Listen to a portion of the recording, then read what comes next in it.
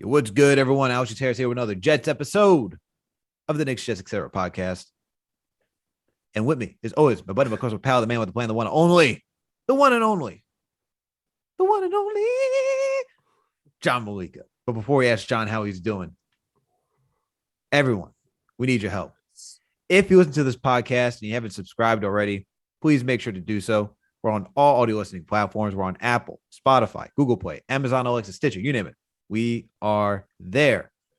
If you listen to us on Apple or Spotify, please make sure to give us a 5-star rating. And if you listen to us on Apple, please make sure to leave a comment. We're also on YouTube. Knicks, Jets, ETC, period.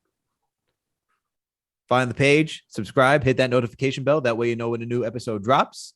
And we watch a video, hit the like button, leave a comment. We just got a new comment in on the JD video. Woo-wee!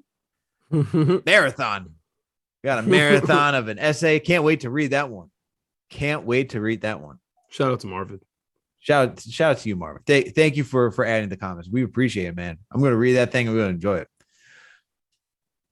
So make sure to add to the conversation. And while you're over at the YouTube page, we got another podcast, Winning Picks Weekly. John, video producer Greg, our guy Chip Murphy. These guys go down everything. I hear that they're doing some hockey playoff gambling this week. Oh man, what a time! What a time! That hurt me. As John is in pain, and we're gonna get a soliloquy from John as we start this podcast. Even though it is a Jets episode, he was at the game. He was in attendance. He's wearing his Rangers shirt. Especially if you're on YouTube, you can see that he's wearing his Rangers shirt. So we know we're gonna hear some. We're gonna hear some words from Mr. Meleka in a second. And then last and certainly not least, please make sure to follow us on all social media platforms. We're on Apple. Just kidding. We're on Facebook, Twitter, Instagram, TikTok, you name it. We are there. Mr. Meleka, Dr. Meleka, counselor, the man, the myth, the legend. How are you doing, man? You look depressed. You look sad after having to spend 6 hours at a hockey game with no alcohol after 3 hours. Just eating some Cracker Jacks. Tough, man. Really tough. Did you get a sticker at least? Did you get a sticker from the Cracker Jack box at least? I didn't keep the sticker. I kept the stupid T-shirt to remember this goddamn game. So now I have the We Here shirt. I have this shirt to commemorate just absolute collapses in the first game of the first round at home, losing home field advantage at the Garden, man. This is ridiculous. Like we had the triple overtime. I mean, it had to be a buzzer beater, so I don't know if that counts as a buzzer beater, right? Because sudden death in overtime. But dude, just the refs taking away that goal with 3 minutes left. It just took all the energy out. Like you mentioned, alcohol stops after the second period. So when you're there for 6 periods with the 20-minute intervals in between, it gets tough out there, man. It's really tough. So I am officially, as our guest today, our video producer Greg said, I am also officially worried about this series. We got to win game 2 and steal 1 in Pittsburgh against the old fellas. So there's that. I was riding high too, man. I mean, like Liverpool is in the wave of champions. Like we're good to go there. We got my boy Saleh. The Jets, we're about to get into it, had an incredible draft. The Knicks can't do anything wrong right now. Physically cannot do anything wrong. Like everything's great. Like ICFC is playing well. Yankees are on an 11-game win streak right now. Hopefully about to be 12, but getting dicey. Haven't lost a series yet. Boone was giving that talk and then got thrown out. Just got thrown out right before we started this pod. I mean, everything's okay right now. Besides the Rangers, everything's okay. I'm really hyped about this Jets episode because, man, the best draft of my lifetime when I knew what football is, like when I know what football is, 100%, and it comes close to the one from last year. So I'm really excited to get into it. I'm really excited for all the positive Jets vibes, but I'm also weirded out by how many positive Jets vibes there are, man. Everybody is hyped. Except for a few. Yeah, we'll get to them, but dude, like sticking with the positive, like Marcus Spears out here talking. Like, we know Colin Coward, we know those guys, but Marcus Spears, like leading ESPN, Orlovsky, everybody's talking about the Jets. Of course, the caveat's always Zach Wilson, but I'm just hyped, man. I'm hyped. about everything right now except for the Rangers. But how you doing? I'm doing good, man. Like you. Finally get to talk about the Jets, get to talk about the remainder of the draft, get to dive into this and really give our thoughts and opinions on it.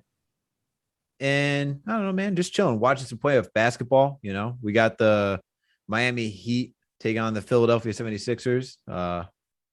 Miami is up 99-86 at this point with 6 minutes and 46 seconds left in the fourth. So, it's about to be a 2-0 series lead for Miami. And, for you, this should be a good time because James Harden's going to be down 0-2. Doc Rivers will also be down 0-2. You hate Philadelphia.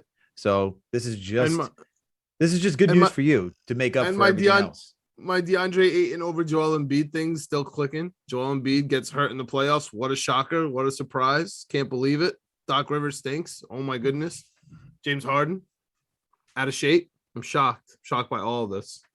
Shocked, he tells you. Shocked. But, everything's good, man. Watched some good basketball. Yesterday was pretty good between the Bucks and the Celtics. Celtics came back roaring. And then you also had Memphis and the Warriors. Warriors shot poorly. We're still in the game, but Memphis got that win. We got a series.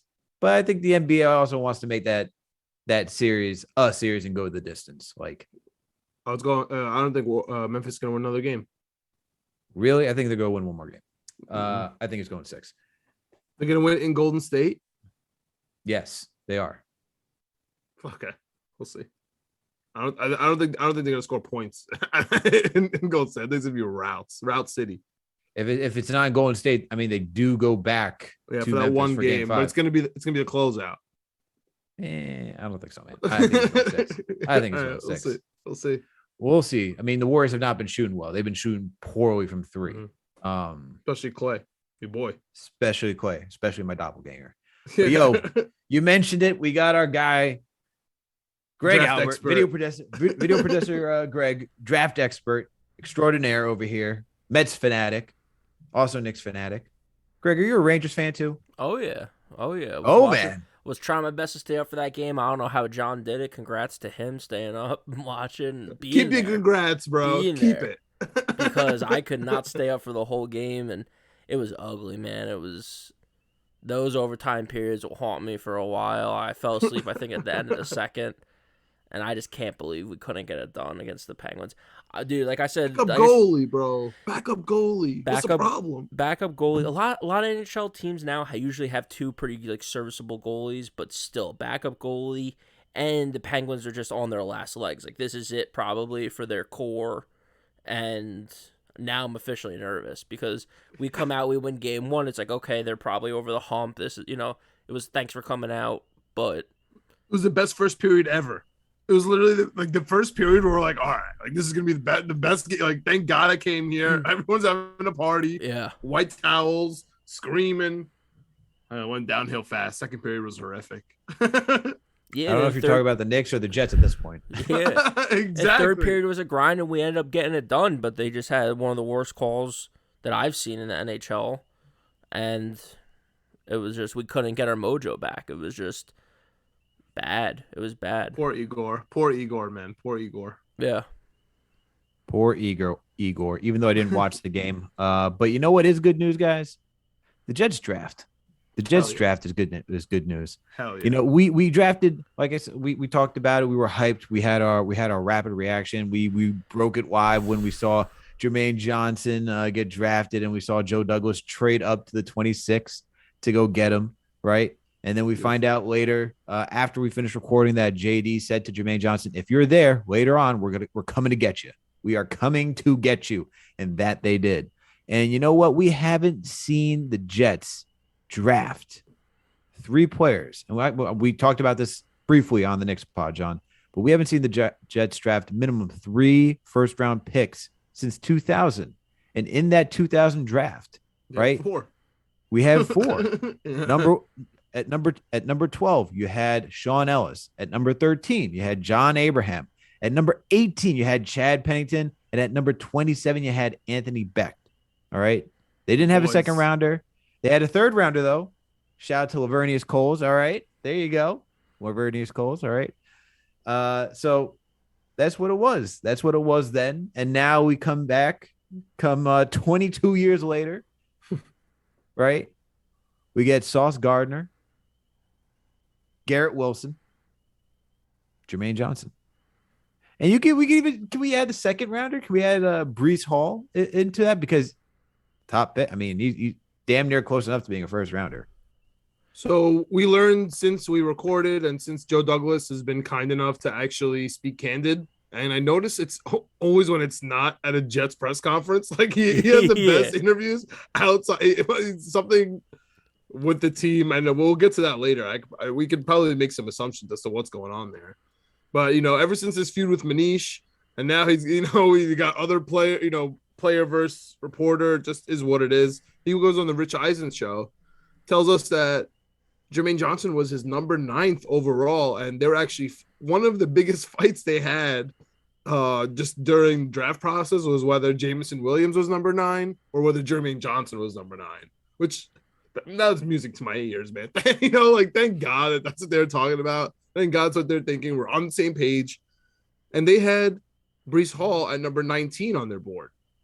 So that makes sense as to why it came out that the Jets were contemplating trading up for that 4th first-round pick. You know what I mean? To get back in that class of 4 first-rounders.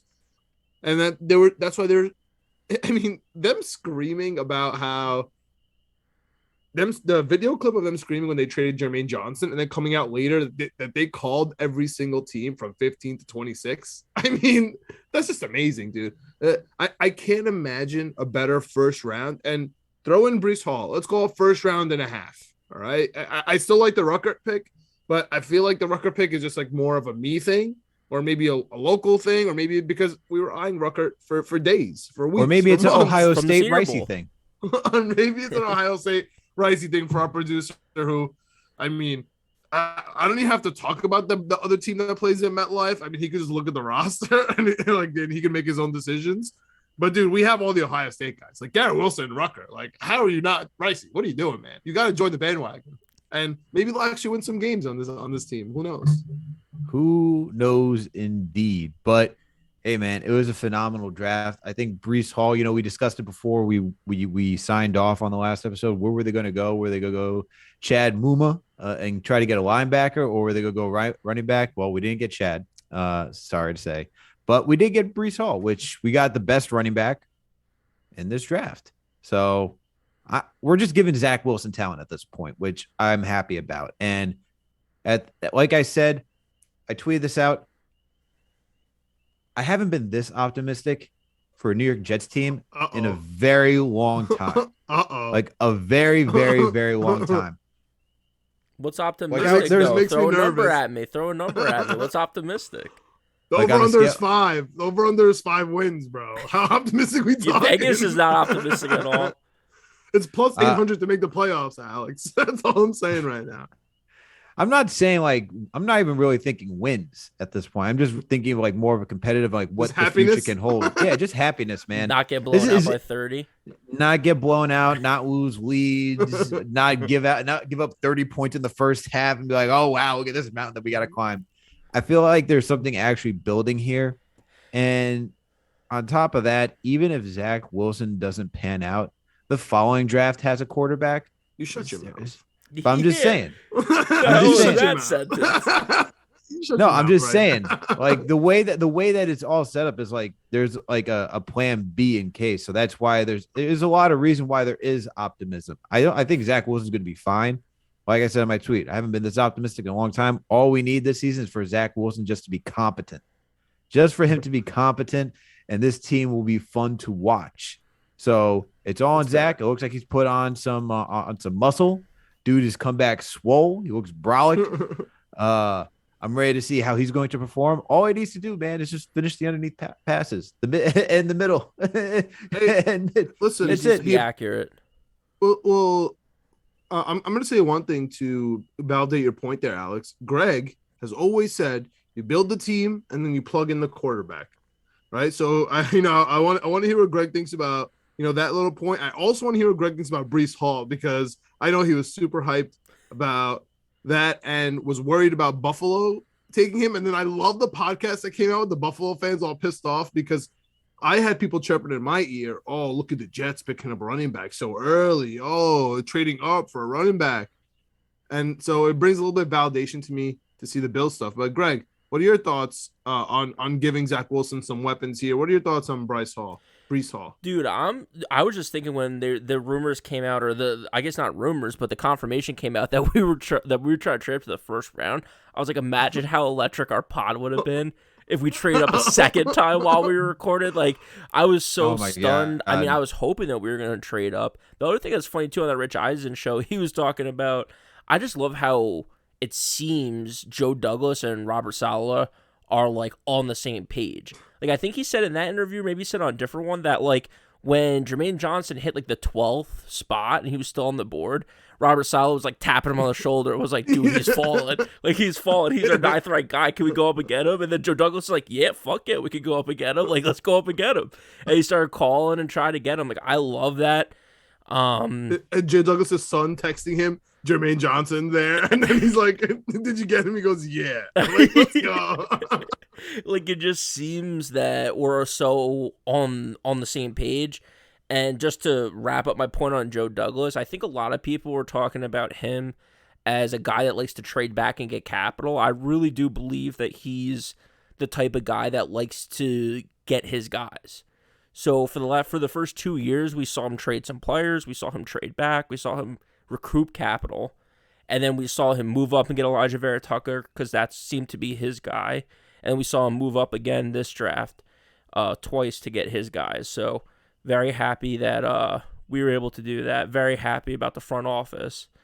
And learned a little bit, huh, Greg? Learned because 2 years ago the draft was horrible, right? This whole trading back stuff that you're mentioning, 2 years ago the draft was horrific, and then last year, like you said, he's like, all right, we gotta set our guys, and maybe we'd be aggressive if we find the right deal. Like Alex always says, right? It depends. Yeah. And so it looks like he's done that 2 times in a row. And this last time with those 3 players, with Tucker, Moore, and Zach Wilson, those 3 players are graded 90 and above. It was like the first time in Jets history that happened. And this year we have 4 players drafted 92 or above for the first time ever. Like, I've never heard of the Jets getting good praise over everything. We can even win a game 40-0. We can have the number 2 pick in the draft. It doesn't matter. It's always, oh, the Jets suck. This is the worst thing I could ever do. It doesn't matter. It doesn't matter. But I want to hear Greg's point though for your last question, John, on the quarterback is the last piece you plug in. So let's hear that, Greg. Let's hear that thought. That's the way I really do view it. Is you have to build a good team. You have to have a good offensive line. You have to have weapons. Because what's the point of bringing in a quarterback that's trying to learn at the NFL level when you don't have superior options to help them out? I mean, it's the ultimate team sport. So when you bring in these guys, and I feel like we did it for years, where you bring in guys and you just have bad offensive line play, you have bad running play, you have bad options at receiver and tight end. You know, how is anyone supposed to succeed in those situations? If you look at some of these other teams, whether it be Kansas City, whether it be the LA Chargers, well, you know, there's just so many teams, even like Mac Jones last year. Look at the way he came in. They made it to the playoffs. So, you know, Josh Allen even came into an okay situation. They built around him. The only one I think over the last few years that's come in and dominated right away without a good team, I really do believe is Joe Burrow. I think that's what makes him so special.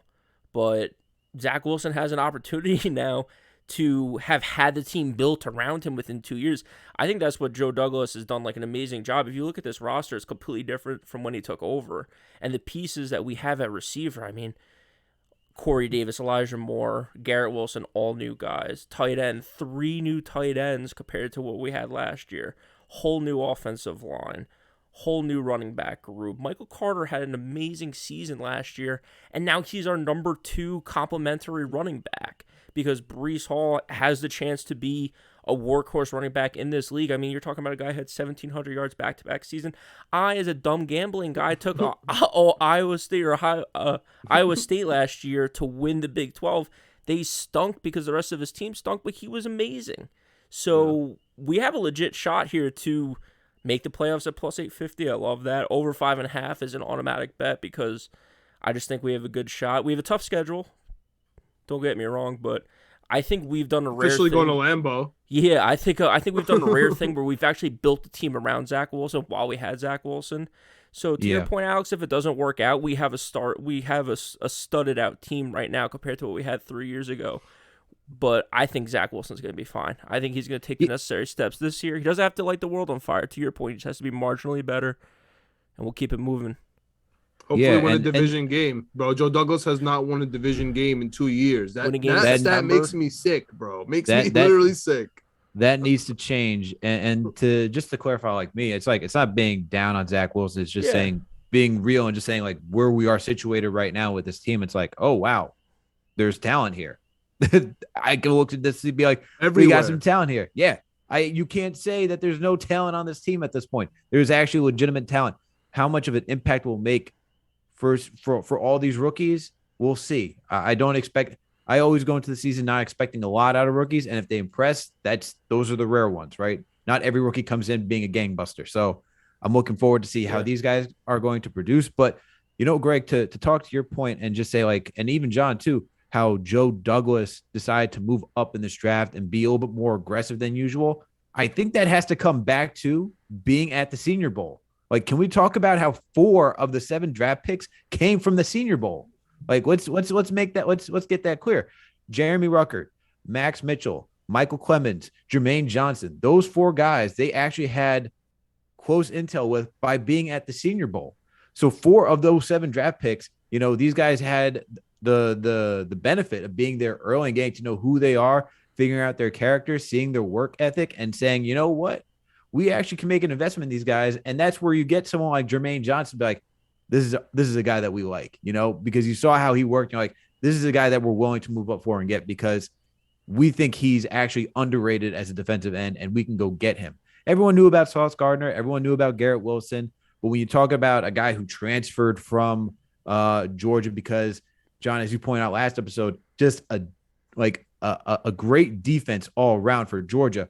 But then he goes out and gets 11 and a half sacks over at Florida State. And you're like, is this a one-off thing? We don't know. But when you're Joe Douglas and you're there at when you're at the Senior Bowl and you're starting to see what's going on, that's the type of stuff that makes a difference. Yo, can I make a note about this whole Senior Bowl thing? Because I was irrationally excited that the Jets were coaching the Senior Bowl. And everyone's looking at me like I'm crazy. And I think that's why I was super into this draft. Maybe because it's another year on the NFL draft as a holiday, as Greg has taught me, or whether it's because I was just so into college football and my team was coaching the Senior Bowl, so I was watching so intently, right? So even when the Patriots drafted Cole Strange, I'm like, oh, I know Cole Strange. Everyone's like freaking out. I'm like, oh yeah, I know him. I was, like, I had to look him up. He was a guard, so I was like, what's this guy got going for me? But I'm so glad that you mentioned the Senior Bowl and how important it is. And for next year too, we have to remember how important it is. So I'll just put it out there. Out of the 82% of the players that participated in the Senior Bowl got selected in the NFL draft. Out of the 262 drafted, 106 of them are from the Senior Bowl. 45 players from the Senior Bowl taken in rounds 1 to 3. At least every single NFL team at least took one Senior Bowl player, and that's 40% of the entire draft. So you don't want to aim to coach in the Senior Bowl, right? Because that means you stink. However, how these pieces have aligned is how franchises are shaped. Like 2 straight drafts of if you produce 5-6 starters from them, that's unbelievable, man. It's really unbelievable. And we made some moves in free agency. We got a veteran starting left guard, forever, for at least for Zach Wilson's foreseeable future. We have real tight ends. The Senior Bowl, the only thing that's bad from the Senior Bowl, from in my perspective, is falling in love with players like Chad Muma, which we talked about at the top here. But then there's the other side, right? Relationships. Let's talk about our boy Ruckert from Long Island for a second. What really fun story that Joe Douglas talking about during the Senior Bowl. He's just talking to the coaches, just hanging out. Some guy runs up to them. He's like, "Oh, hey guys, I'm really happy that you're coaching. Oh, by the way, I'm a huge Jets fan." And then Joe Douglas turns to him. It's Jeremey Ruckert. He's like, "Dude, I know. I don't ever think about you, bro. It's just so funny. That's literally what we were screaming. Like, if you literally listen back to our podcast where we were tight end desperate, right? Obviously, we signed 2 and drafted 1, so they were on the same page as us. And Ruckert was always right there. It was either you want to reach for McBride, or do you want to chill out and grab a Dulcich from UCLA, a Ruckert from Ohio State, even a Likely later on, which Baltimore got. A hell of a draft, dude. I'm so excited about every single piece in this draft. People like PFF George are absolute morons for trying to find something to scream and yell about the same old Jets, asking for the Jets to draft another wide receiver. Like, if anything, that's what you're pointing at. You could have said a million different things, man. You could have said, like, or a quarterback. Like, it would have been the 2 dumbest draft picks of all time if we drafted another wide receiver or Malik Willis right there. Oh, holy God. Oh, my God. I lost my mind. Listening to that conversation, listening to that's definitely clout chasing right there. Raisi, we need you to listen to that and give us a clout Richter scale on that one, because my goodness, to say that we could have taken another wide receiver. Did you even look? This is where I wonder, there's just some journalists that just spit out things. And I'm like, did you even look at the depth chart? You want us to take another wide receiver when we have Elijah Moore, Corey Davis, and now you got Garret Wilson. That's 3 right there. And we just signed Braxton Berrios to be that 4th guy. Like, why even take another wide receiver who you have to pay, by the way, who you do have to pay, like if he's a 2nd rounder, like some good change.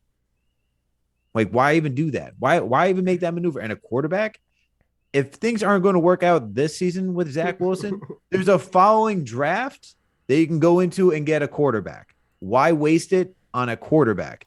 This is where I'm wondering, is it just to get some attention? Because you got the attention. All right, we're here. We're talking about it. You got what you wanted. But did you actually look at the depth chart and say, I understand why they're not getting a quarterback. There's the following next year, which is deeper than this year too.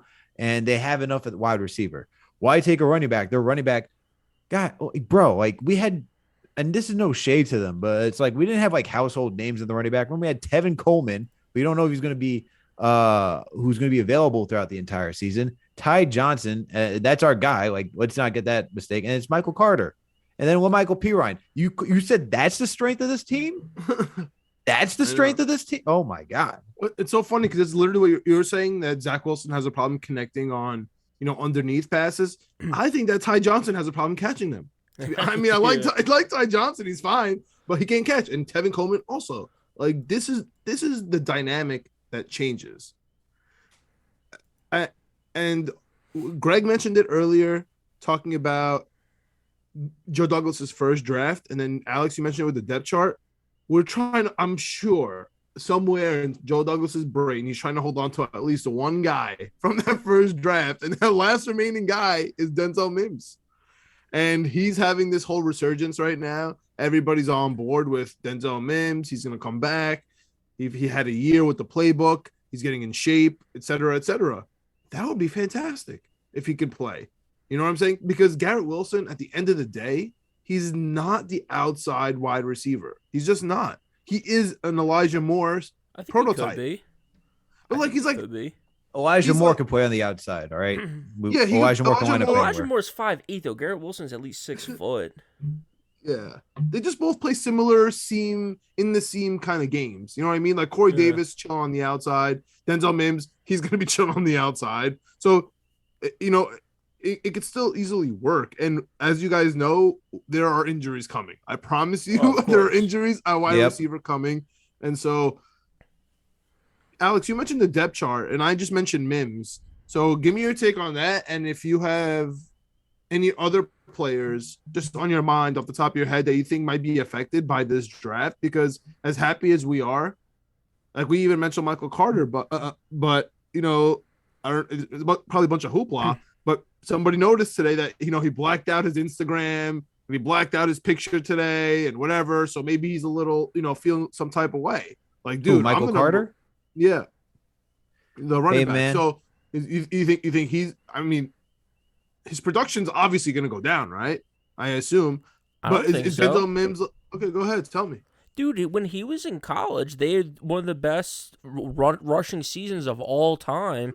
And it's because it was him and Javonte Williams. Like he Hell knows how to run in a system. When you're a running back, especially in today's NFL, like, or even in the college game, you want to be fresh, you want to be going, and you want to run with explosiveness and power. You don't want to run the ball 450 times a season. You want to run the ball 200, 230 times, but have quality carries every single time. I mean, I thought people that are saying, oh, it's Breece Hall now and it's not Michael Carter. I think Michael Carter came from a system in college at UNC where they had two tremendous running backs. They were running, I mean, I haven't looked at the stats in a while now, but I think they were running games where they had like 400 yards rushing. They each had 2-3 touchdowns in games. Like, they were going nuts at UNC. I think he knows that he can eat just like a regular starting running back in the NFL if he has another complimentary running back, if we choose to run the ball that much. And I think there's a good shot we do to take some pressure off Zach Wilson this year. I'm not too worried about having Breece Hall and Michael Carter as the two running backs. I mean, if you look at throughout most of the NFL, you're getting like a dual back anyway. I mean, like you want your Dalvin Cooks. There's a shorter shelf life, man. There's just a shorter shelf life. And then what Greg pointed out is that you want to have the energy, the burst, the ability to make the big plays and to stay fresh. And we've seen programs like that. I mean, if we go back to Shanahan when he was down in Atlanta, we had Tevin Coleman and Devonta Freeman, and those guys are running rampant. Like, you could have had both of them on your fantasy football team as your 1 and 2 running backs, and you'd be fine. Like, legitimately. And even when you go out to San Fran, you see that there's no designated number 1 running back, and everyone just hops in and they're able to go get theirs because LaFleur is able to draw up something, right, to just get everybody open. So I look at Breece Hall, I look at Michael Carter. I don't think it's one's gonna be better than the. I don't look at as one's gonna be better than the other, or one's jealous over one or the other. It's both these guys are gonna be in the situation. And honestly, if there's competition, that's good.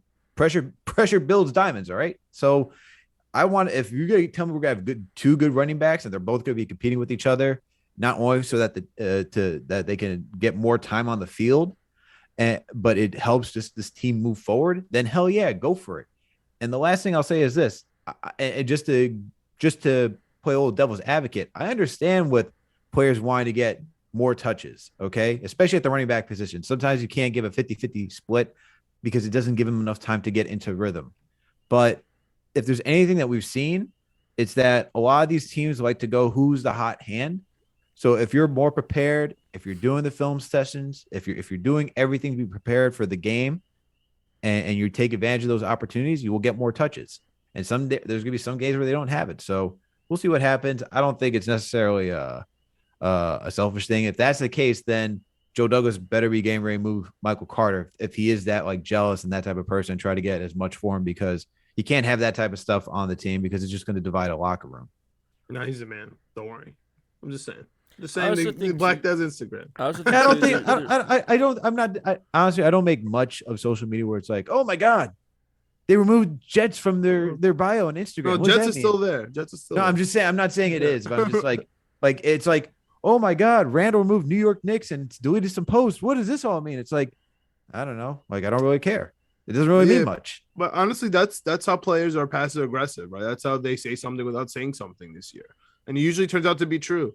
Whether it's AJ Brown, Deebo Samuel, Julius Randle, like you mentioned, James Hart, everybody that does it, usually something happens, right? We just forget about it because we're just moved on to the next, big story. You know what it is? And John, you pointed this out with the Shaheen Holloway topic on the Knicks pod, which if you guys haven't listened to that one and you're Knicks fans, make sure to go check that one out. But you talked about how, it was already known that he was going to go to Seton Hall, right? Like that was already done. It wasn't because of the Cinderella run that St. Peter's had. It was already in the works. Goes for pro sports too, man. Like when we find out the news, it didn't happen that day. There were talks way back when, and it's just coming out now. Okay. It's like, look, it's the Deebo Samuel stuff too, right? It's like I requested the trade last week and it came out a week later. It's like this type of stuff happens. It's not uncommon. So if they're making moves, and they remove something from their bio, there could be some truth to it to support your statement. But just throwing that out there. I don't really look into much of social media, to be honest with you. But that's just me. But you know who is looking into stuff and looking into drama? Wait. Hold on. I want to know. Oh, Brett's take here. okay. On social media stuff or on the depth chart, who's in trouble or not? Who's I in want to trouble? know. Yeah, I want to know who else you got in trouble, because there's one guy definitely on my mind. Dude, So it's got to be Breece Hall. It's yeah, got to be Bryce. Breece. Oh yeah, sorry. Yeah. Yeah, Too many halls. I messed up the It's other okay. way. It's okay, guys. We Bryce got Hall. Breece and Bryce Hall. We got Breece Hall's Zach and ready to Garret go. Wilson. Number one pick. We got Michael Carter and Michael Carter the second. It's all good, man. We just like guys with Wilson. We similar got names. a ton. Yeah, so Breece Hall for sure. I think he's in a little bit of trouble. Yeah. What threw me off too is I was reading something the other day and they were saying that like Eccles might be like the number 3. Like that's a concerning, because if that's the case, maybe I'm missing something. Because I think Bryce Hall's pissed that he's not an outside guy, because he's an outside guy. Now you have DJ Reed and Gardner, and he's not really the type to move around like to the nickel or whatnot. Eccles that guy, Carter's that guy. Even though Carter has to stay kind of in, Eccles can go in and out. yeah. So I do believe that in that type of maneuver, that Bryce Hall, he could be on the way out. It's possible. Like him, like we just mentioned, the wide receivers. Like Mims is gonna be fine, but like maybe I don't know him or DJ Montgomery. Like I don't know who's gonna dress every day, because they're on the back end of number 5 and 6 there, and then on the running back side, dude, P Ryan, like Alex mentioned, Austin, like he's probably not gonna make it. Is Coleman gonna make it? Is Ty Johnson? Like these are 4 players that are extra running backs, especially if we have Bowden as a fullback. How many of these are gonna dress? So I don't know. You think Bryce Hall is gonna be on this roster? I think Like you think he's gonna stay? You think he's gonna stay? There's injuries coming, God forbid. There's all kinds of situations that could pop up. I mean, Sauce Gardner might not catch on and be ready for week 1. I doubt it, just because of the way he played in college. But you never know. You never know with these guys. As far as the running backs go, I think Coleman's probably our 3, just because of the veteran leadership. Being around these guys and stuff. I think Ty Johnson might be on the hot seat, which kind of sucks because I liked him, but just based on his play the last few years, it's like, dude, it's just something's not clicking for you. You either catch or you don't. Yeah, and we need guys that can catch it. So, yeah. I mean, as far as the linemen go too, I don't know if there's anyone that's really on the hot seat maybe that came out of this draft, because we didn't really address the line. The other thing that I thought was interesting that I think Alex talked about, maybe for the second round pick, we were talking about maybe taking a Muma or something like that. We didn't take a linebacker in this draft. I know. And there was a lot of talk. There was a couple insiders, I forget who it was. I don't know if it was Hughes or someone else, that was like, now the Jets like their linebackers. We were like, what are you talking about? Yeah, it was kind of Hughes that said that. We were like, what are you talking about, man? These linebackers stink. Apparently, he was right on with that one, because we didn't address it in the draft. So I guess the linebacker room is locked and loaded. I don't know. Well, I think they still stink, but here we are. And that's why you're not the coach. But listen, they were 50%. They were 50% on that, because yes, they said we were wrong, and the Jets feel higher about the linebackers than we do. However, they also said the Jets feel lower about the defensive interior line than we do, but they didn't address that either. Yeah. So I don't know. Like, you know what I'm saying? Like, you're kind of maybe in the middle about both of those things. It gives us something to address for later, right? For next year. And those are the only 2 positions I believe that really were not addressed. Well, let's look at this, right? Because if we look at the line right now, right, it's Sheldon Rankins and Quinnen Williams. So that's, you got your left and right D tackles. You got John Franklin Myers as of right now, who's swatted to be the starting right defensive end, where you have Jermaine Johnson right behind him. And you got Carl Lawson coming back. That's your front 4. You know, I think that's pretty solid to deal with. I mean, we thought Sheldon Rankins was going to return.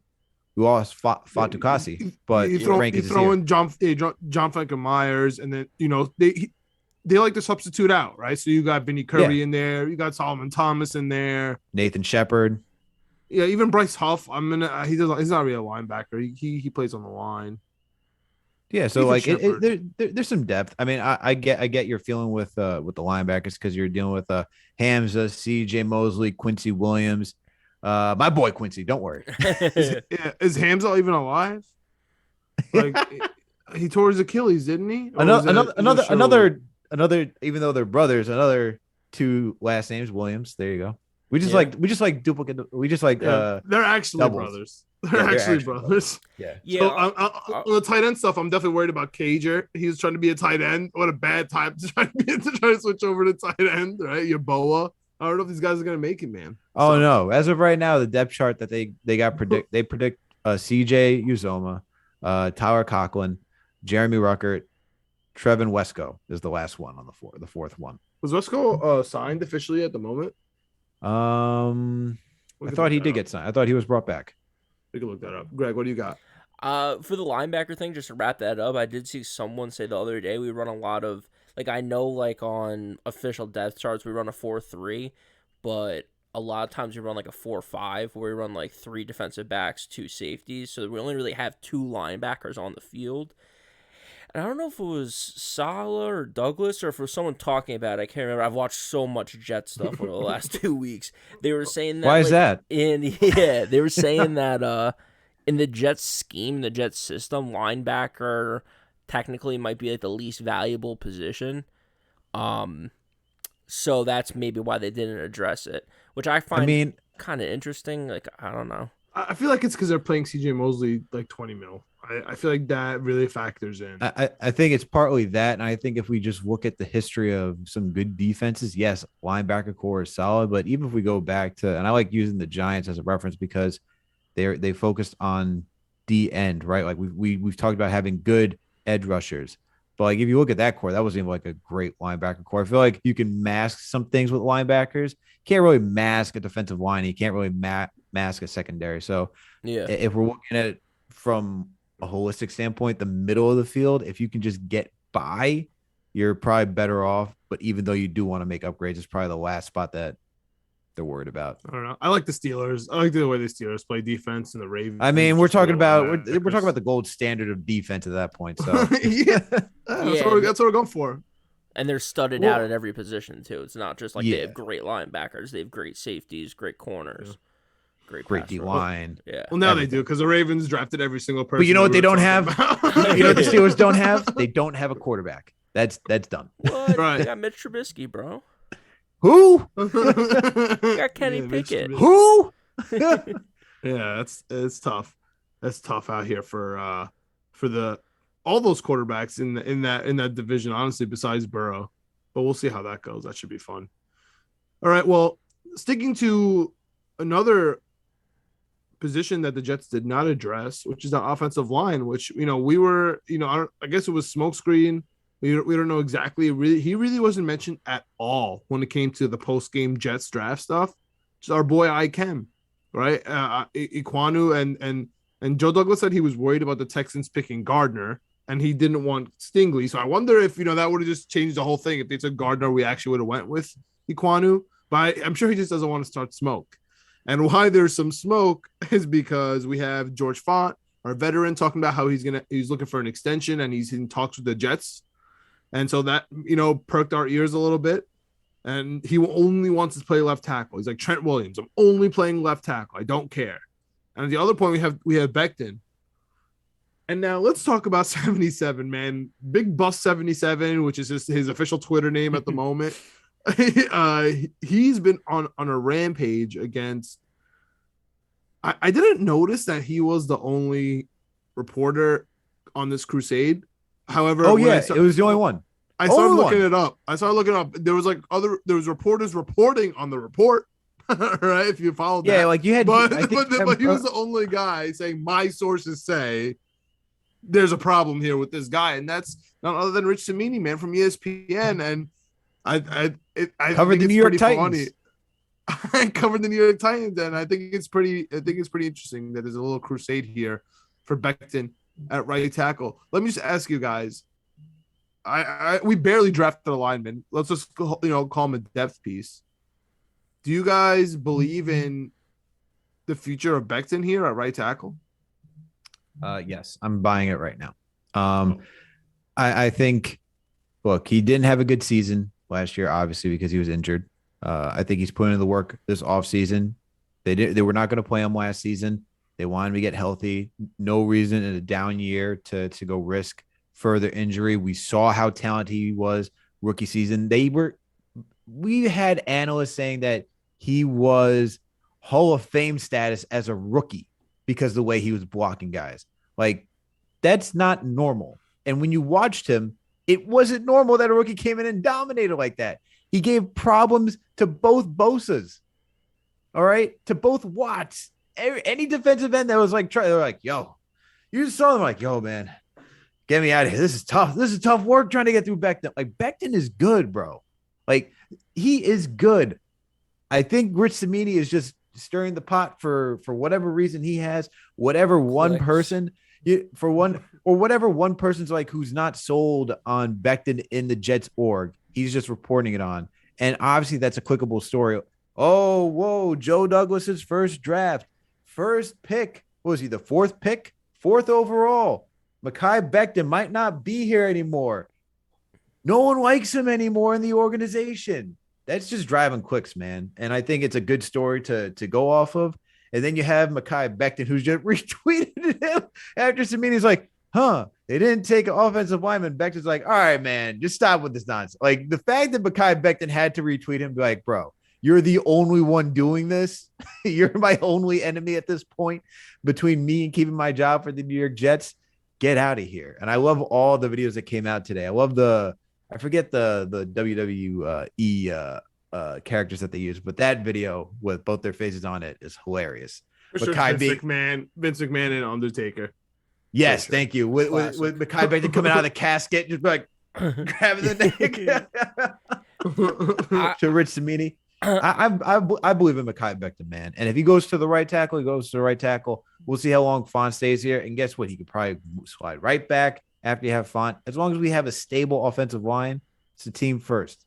Doesn't bother me. Does not bother me. Yeah, I was all smoke all the way from the beginning. I was the number one keep Becton guy going into the draft, this whole process. I mean, whether he plays right or left, I think he's too new and unproven in the league to really like put up a stink and be like, no, I only want to play left tackle.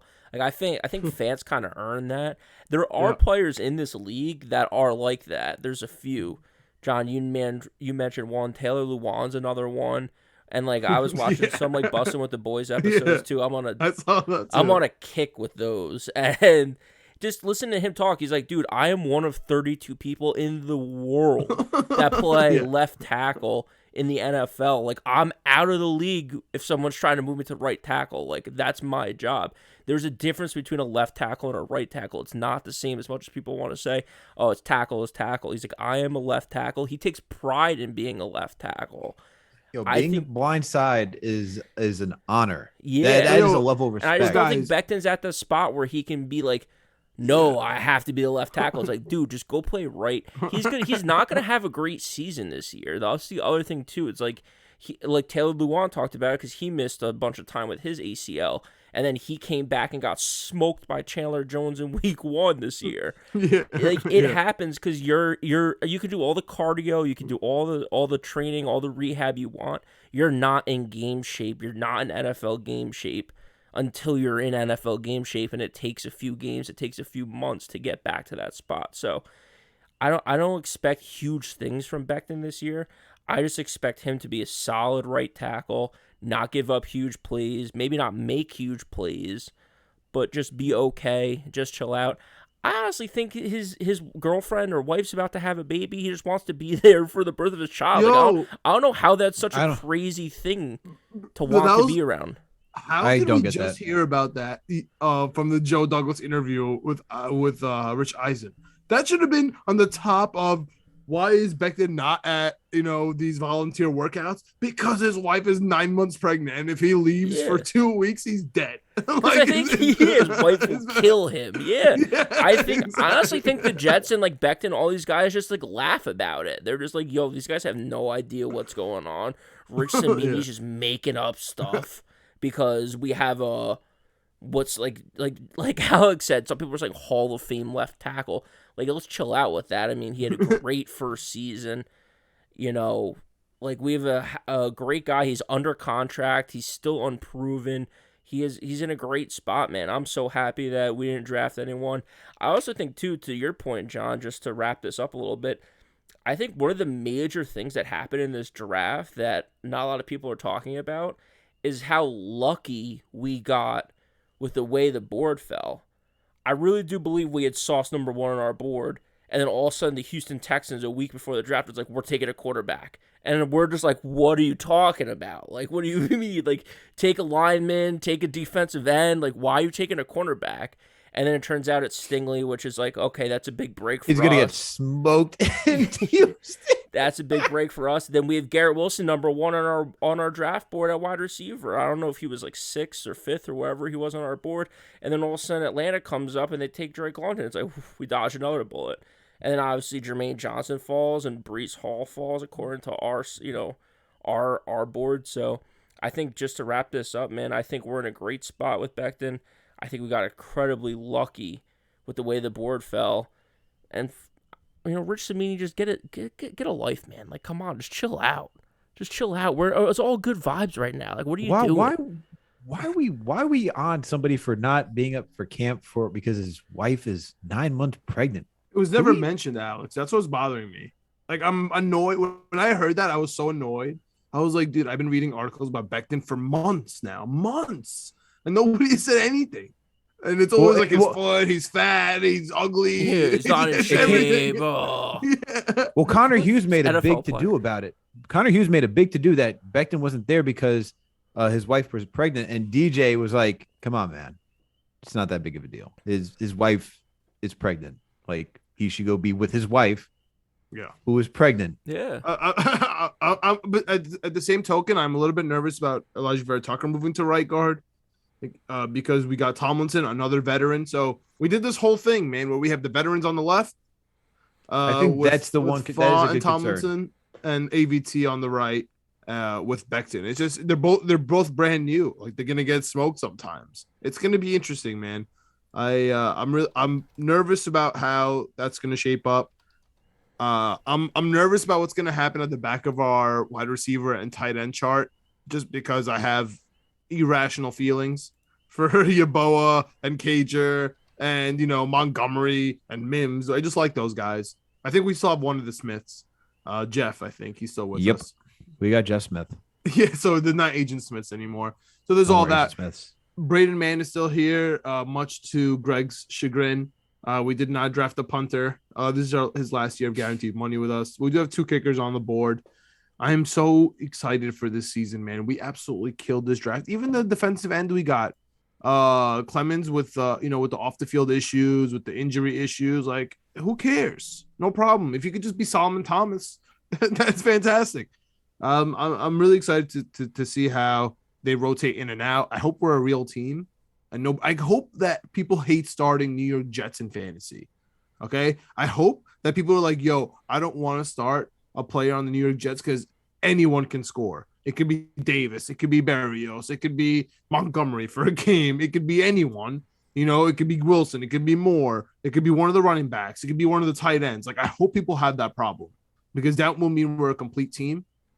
And we just have to shade a couple things, man. We just have to shade the free safety, the linebacker stuff. Like, tight ends are still going to be a problem against us. So I'm still worried about that. But, dude, I am irrationally excited about this Jets season. The schedule's coming out. I will be at Lambeau Field. I promise you. I will be in Denver. I promise you. So let's go. I'm hyped, man. I'm hyped. I know are we versus the Ravens this year? I think so. Yeah. I really like this Ravens team. I'm nervous about the Ravens, so we'll see how that goes. So I'm really excited, dude. I love their draft.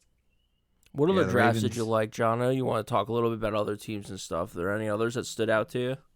I mean, dude, the Ravens picked every single player that we talked about. Like, whether it was Linderbaum, whether it was the tackle from Minnesota, Hamilton, the tackle from Minnesota who was like 6'6", 400 pounds.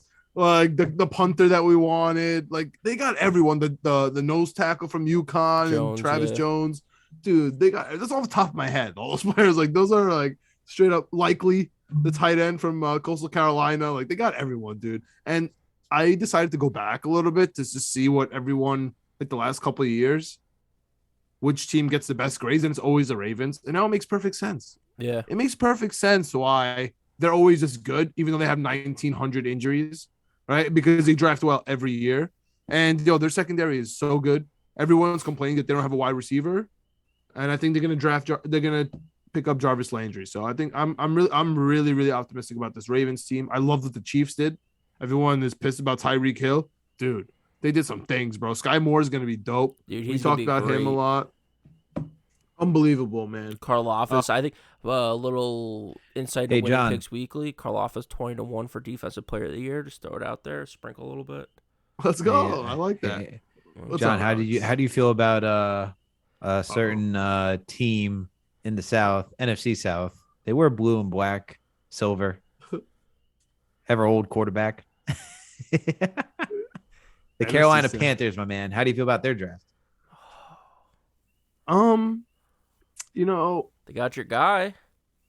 They did get my guy. I listen. You know how I feel about Carolina's defense. You know how I feel about the Carolina Panthers defense.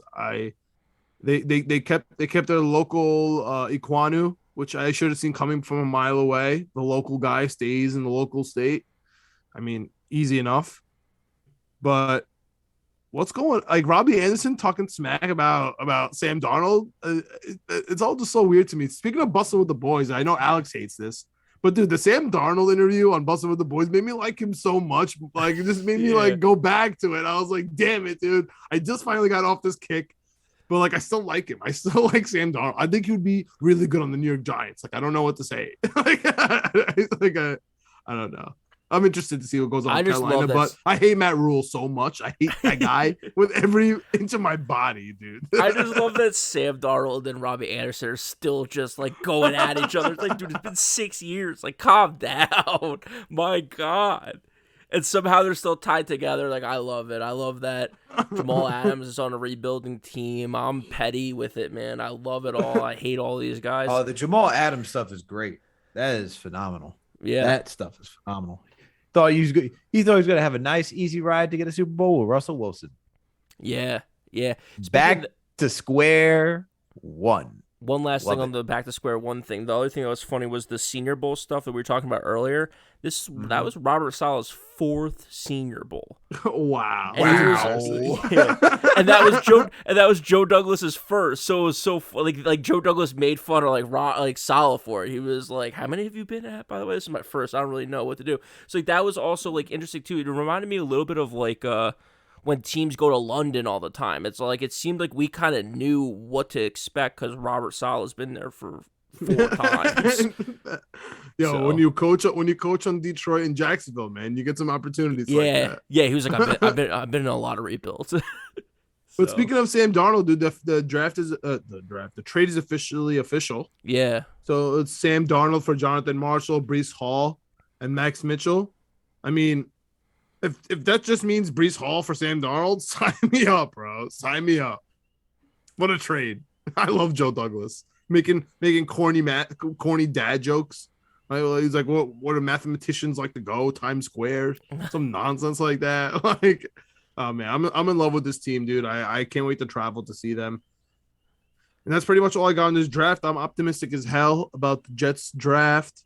I'm irrationally excited about roster cuts because I love like the back end of all these positions for the first time ever. Usually like they're disgusting names and like who cares? But now they're like our guys that started last year. So I'm excited to see how that goes and plays. Says a lot, man. Look how far we've come. We watched Adam Gase have to coach 2 years of this team, and now I feel sick to my 4 stomach years, when man. I hear that name.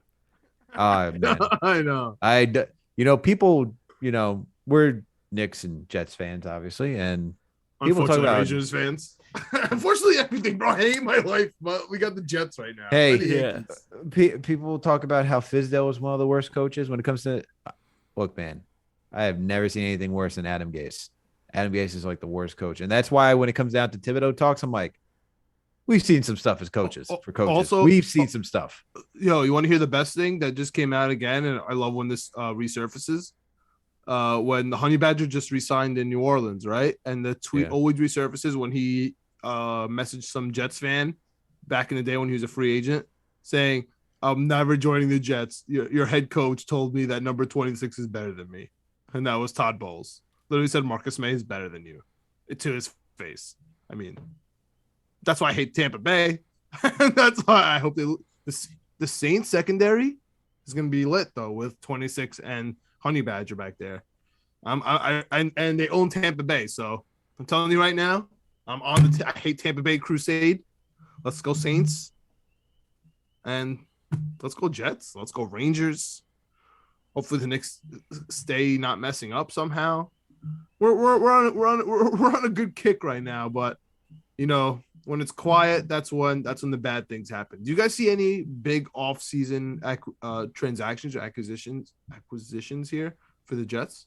No, I don't see any big moves. I think they're going to roll with this barring whatever you're. I'm telling you my biggest surprises, bro. I'm gonna tell you my biggest surprises that barring any injury, I don't see the Jets.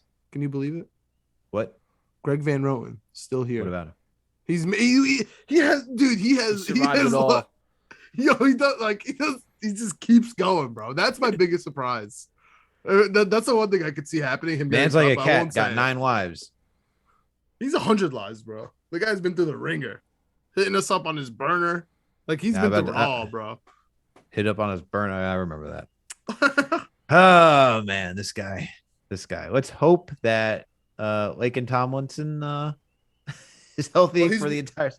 Him and AVT, man. He's now competing with AVT. It's gonna be a sick year. I'm so happy I don't have. Who's he competing with? He ain't competing with nobody, bro. Let's stop that. All right, so let's save some money. I don't know what to tell you. He ain't competing with nobody, bro. We know who the starters are. He ain't competing. If he's here for depth, he's here for depth. But that's all I got. That's all I got for the Jets.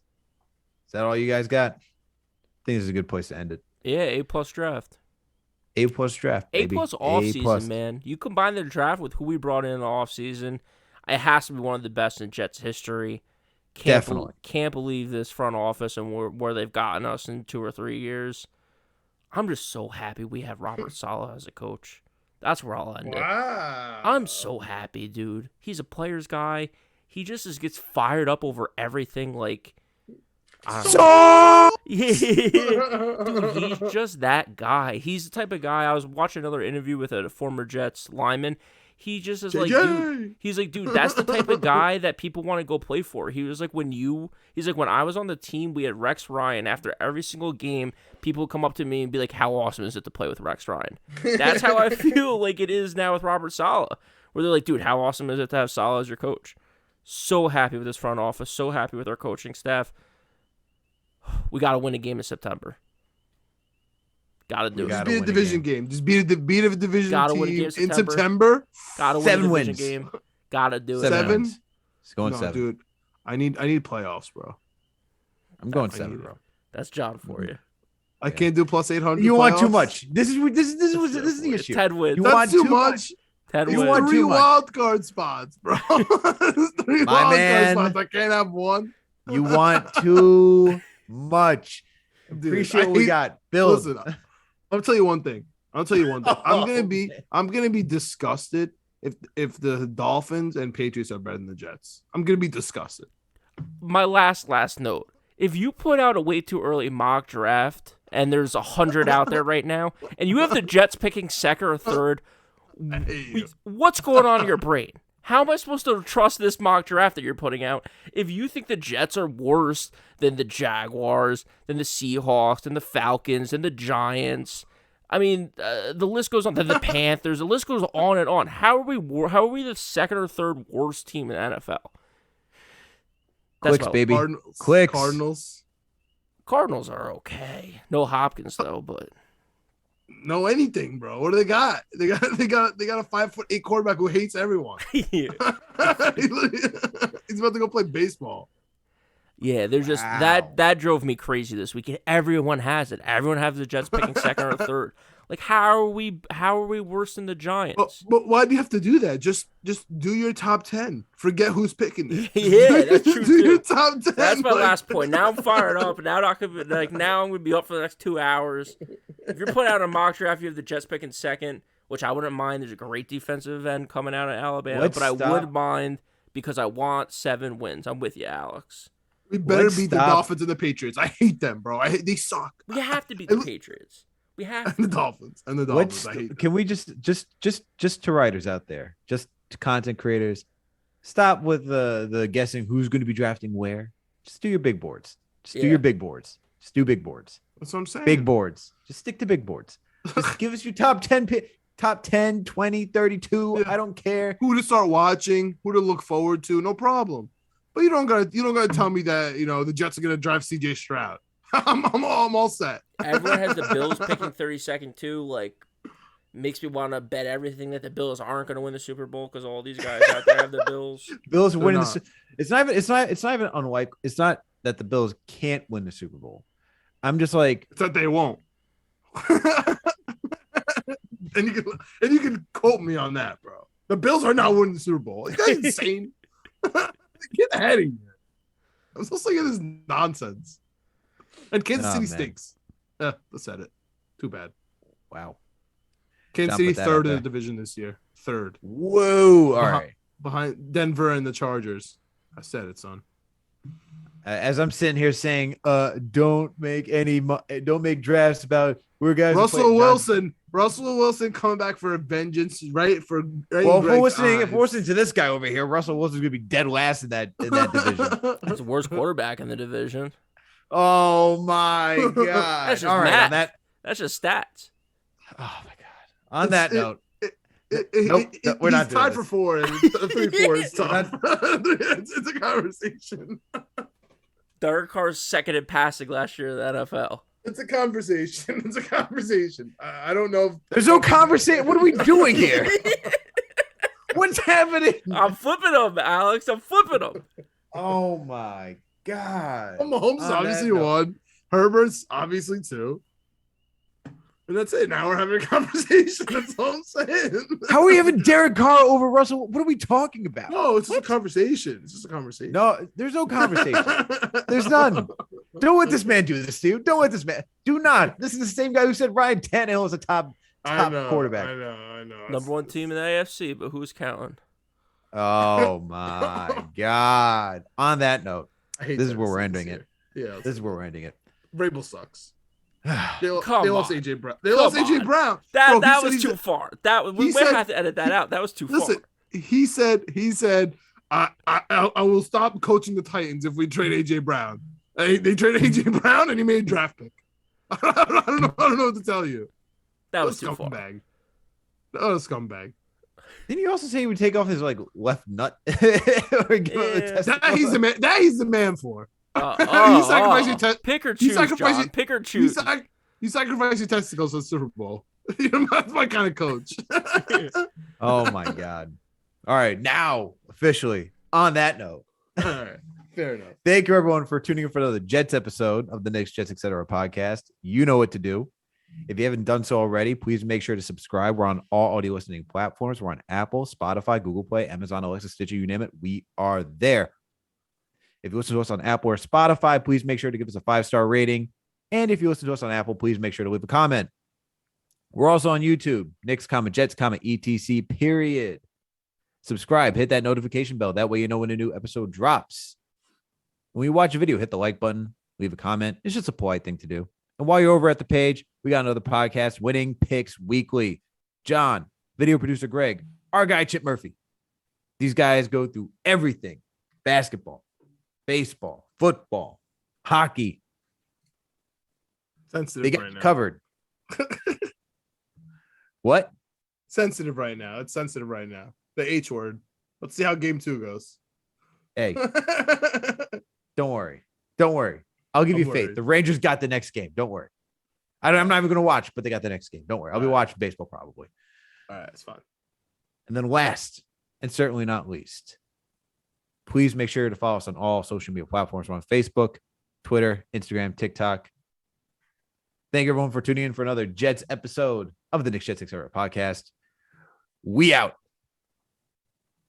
Let's go Jets. And let's go Rangers, son.